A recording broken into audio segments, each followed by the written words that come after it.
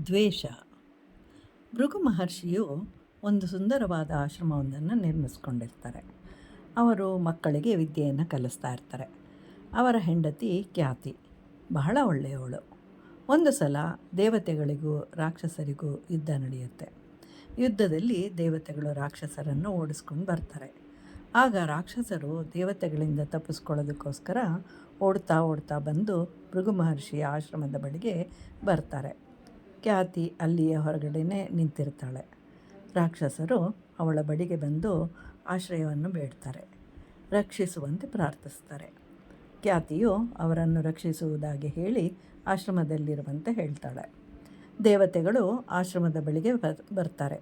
ಕೂಡಲೇ ಖ್ಯಾತಿ ಅವರನ್ನು ತಡೀತಾಳೆ.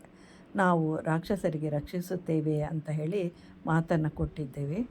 ಶರಣಾಗತಿ ಬೇಡಿರದವರನ್ನು ರಕ್ಷಿಸುವುದು ಆಶ್ರಮ ಧರ್ಮ ಅಂತಲೂ ಹೇಳ್ತಾಳೆ.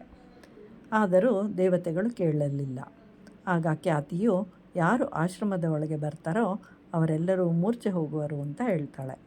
ಆದರೂ ಕೇಳಲಿಲ್ಲ. ಎಲ್ಲ ದೇವತೆಗಳು ಮೂರ್ಛೆಯನ್ನು ಹೊಂದುತ್ತಾರೆ. ಆಗ ವಿಷ್ಣುವು ಅಲ್ಲಿಗೆ ಬರ್ತಾನೆ. ಖ್ಯಾತಿಯ ಶಿರಸ್ಸನ್ನು ಖಂಡಿಸ್ತಾನೆ.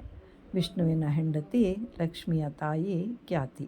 ಅಂದರೆ ವಿಷ್ಣುವು ತನ್ನ ಅತ್ತೆಯ ರುಂಡವನ್ನು ಕಂಡಿರುತ್ತಾನೆ.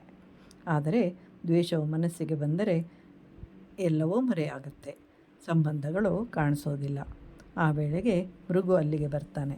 ವಿಷ್ಣುವಿಗೆ ಶಾಪವನ್ನು ಕೊಡ್ತಾನೆ, ನೀನು ಭೂಮಿಯ ಮೇಲೆ 10 ಜನ್ಮಗಳನ್ನು ಎತ್ತಬೇಕು ಅಂತ ಹೇಳಿ. ದ್ವೇಷವು ದೊಡ್ಡ ಅಸ್ತ್ರ, ಬಹಳ ಭಯಾನಕವಾದ ರೂಪವನ್ನು ಹೊಂದುತ್ತೆ.